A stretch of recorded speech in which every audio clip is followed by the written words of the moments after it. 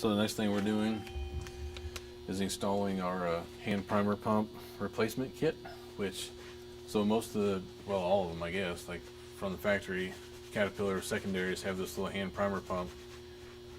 These are prone to taking on air, to leaking, whatnot, so, and they're also fairly restrictive internally. So we do away with this hand primer pump. One of the reasons we can do that in these instances is our AirDog system is going to do the work of priming the system. So we no longer need this hand primer pump. So we're going to get rid of this. We have a new ported cap. This again is ported for fuel flow. And so we're going to remove that one. We'll replace it with this cap, but we have one little drilling operation to do in the process here, which we'll show you here shortly.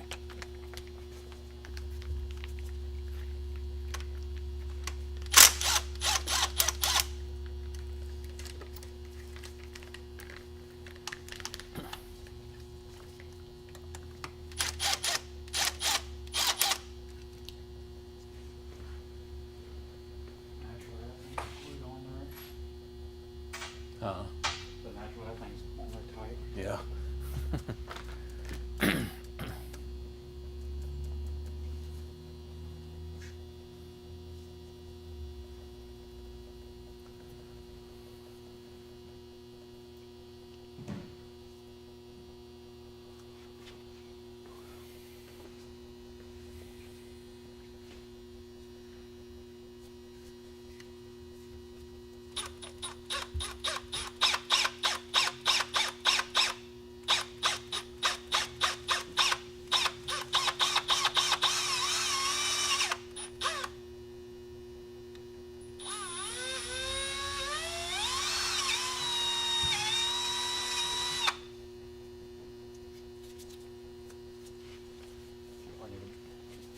Alright guys, so here we have a removed secondary fuel filter head, which no need to remove the head. We actually just kind of took it off to show you what we did here.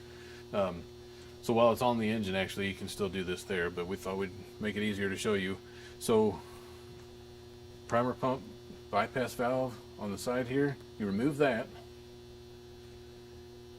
and then drill this opening to 3/8 inch, and you'll see this in the manual, but just kind of showing you exactly what we did here. So this valve out, drill here, and then we'll reinstall the system back on the side of the engine with our new imported cap and new gasket and whatnot. So again, it's all about flow, so opening up that restricted fuel inlet here, just allowing fuel to flow through the whole secondary better.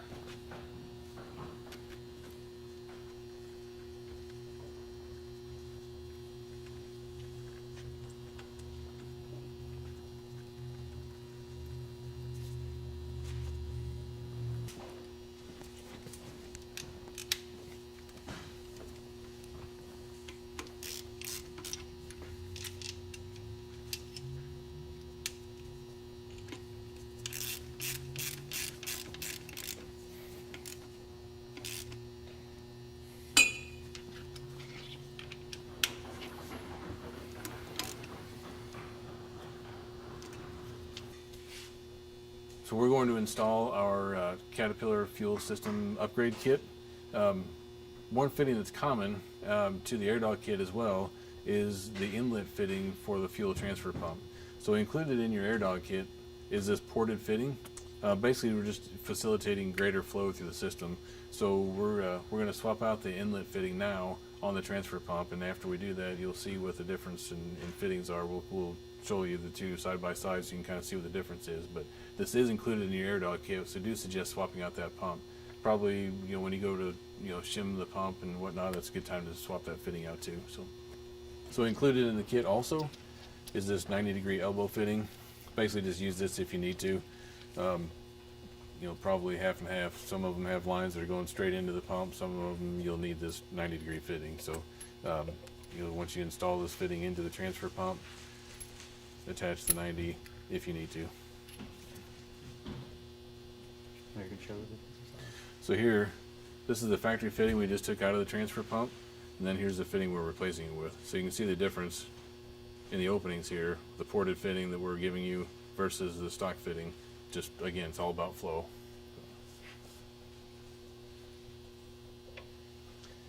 In this case, because it was a 90-degree fitting we took out, we're going to use our 90-degree swivel fitting. So we thought we'd take a moment to show you the assembly of these field attachable fittings here that are included in the AirDog fuel line upgrade kit for Caterpillar engines and some of our other kits as well. But this high pressure Strataflex type line uses a high pressure fitting, and we supply field attachable fittings so that you can cut the line to length and basically use them as where and how you need to. So it's a two-piece assembly. First piece goes on, it's reverse threaded. The collar is,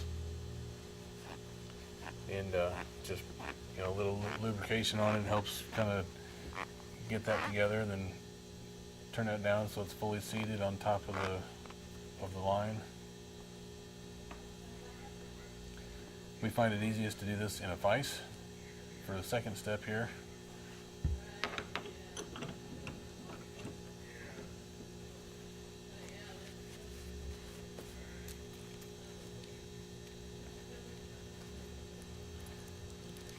And again, a little lubrication on the threads helps kind of ease things together. These things are pretty easy to start out, but once you get down about halfway or so, they start to tighten up pretty good. So that's where the lube comes in handy. A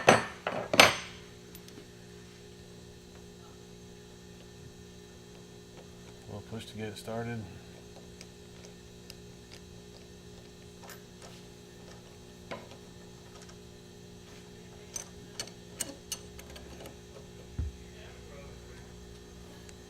And turn it down the rest of the way.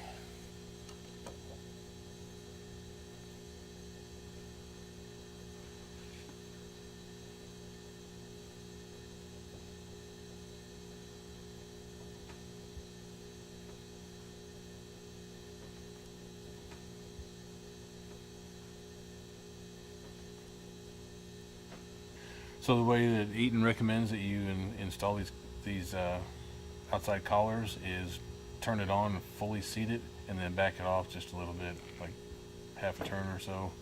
Makes it easier to get the second piece started.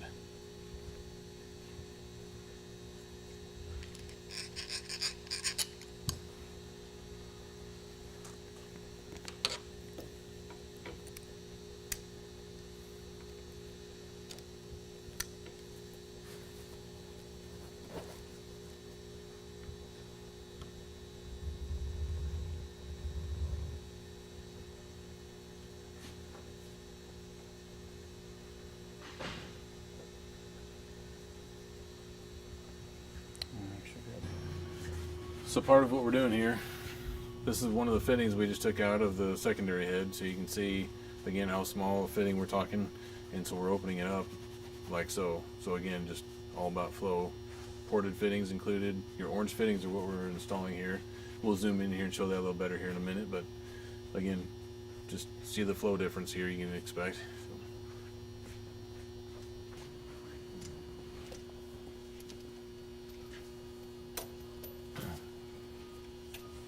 Hold it here.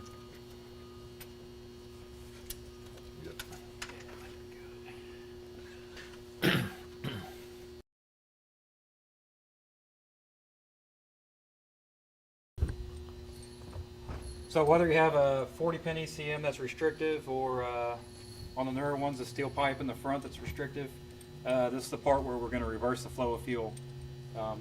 So we put in a ported fitting in the back of the head, and we're going to move the factory return line here, and it's going to run to the front. So you're going to leave it hooked up here, just like it would as usual. We're going to move this line here to the front, and then we're going to make a new line from the outlet of the filter head to the back of the cylinder head to feed the fuel in through 1/2 inch ported fitting.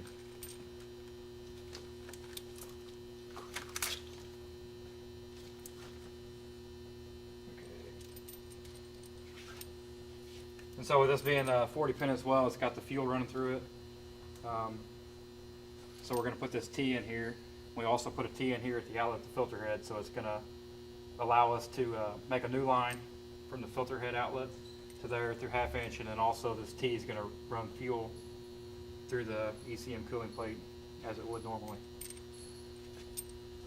And we'll also put a T in at the back of the head so the fuel can run right back into it.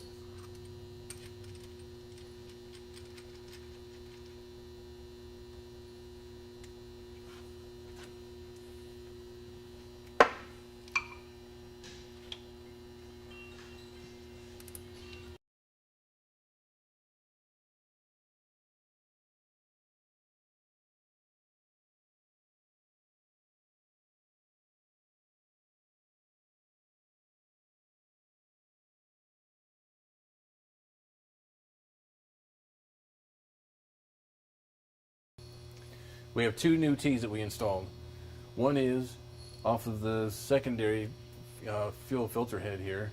That T, we have the one new line that runs to the back of the head, and then the front of our T goes to the inlet of the ECM.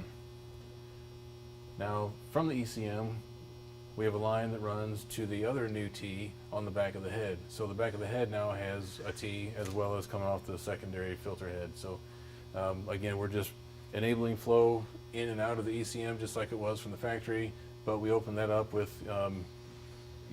larger ported fittings, -6 fuel lines through the ECM, -8 lines everywhere else, so we're appropriately fed everywhere. Good flow. It's all about improving the flow of that system.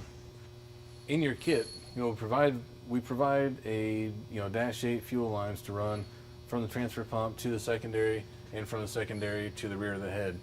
You're going to reuse the line that did go from your return off the back of the head to the secondary. We're now taking that line and moving it to the front of the head and returning it at the same spot. Just reuse that line.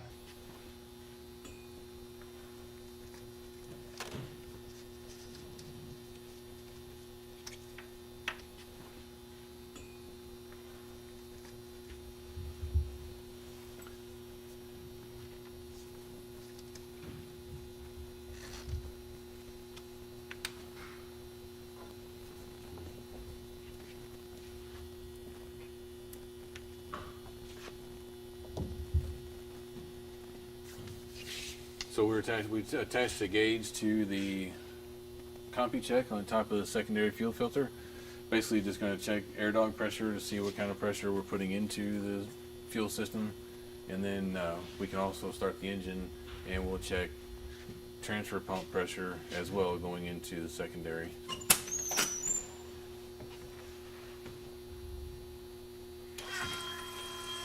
So we'll just key on. We're sensing just the air dog only. You can see we're factory preset to about 32 psi, so that's what the air dog is feeding into the transfer pump, and onto the secondary filter head.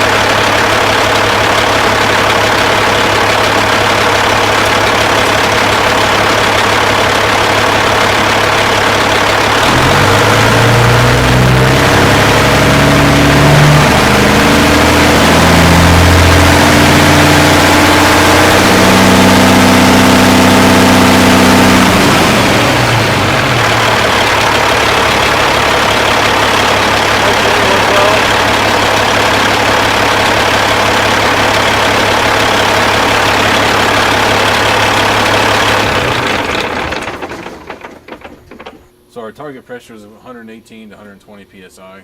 Right now we're at about 112, so there are several shim sizes included in the air dog kit. We're going to open up transfer pump, regulator, put in a small shim, and then we'll recheck our pressure.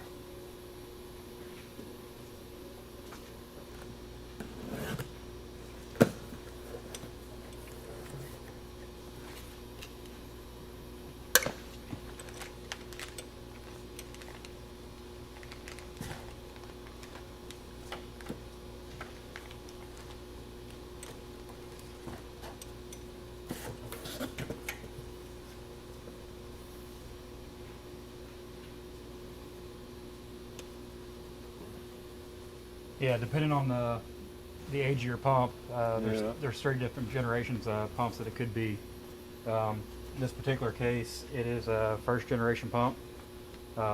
All 3 generation shims will be in the kit, so you'll just have to identify which one you have after you get the cap off the regulator. This is the first gen pump, so it does have a stiffener pin in there. We provide you with a new one.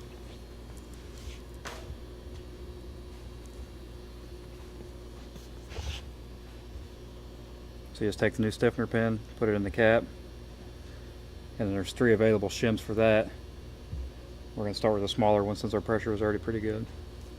Just put it underneath there like that, install the spring over the top of the stiffener pin, reinsert it back in the pump, and retest.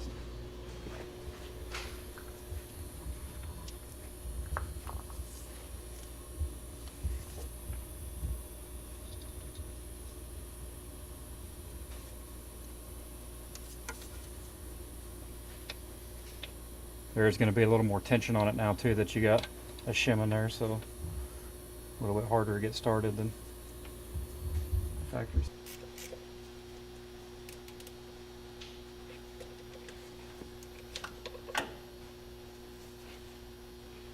And most of the time the relief valve seat stays up in the pump when you take the spring and the cap off, but it is recommended to lay a paper towel or something down there to catch if it does try to slide out. Alright, got the shim installed. We're going to start it, actually we're going to reinsert had to remove one of the mounting bolts to access the cap, so we're going to reinstall that and then retest.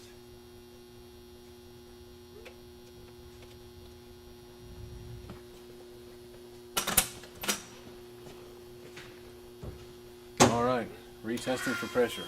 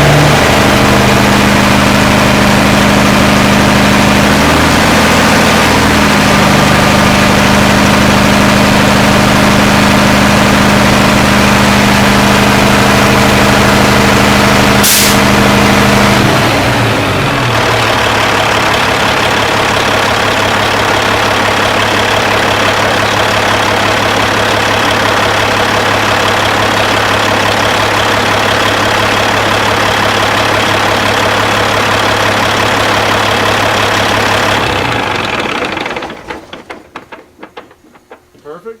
Good, right there with that little shim added, we were right about 118, 120, so right where we want to be for factory specs.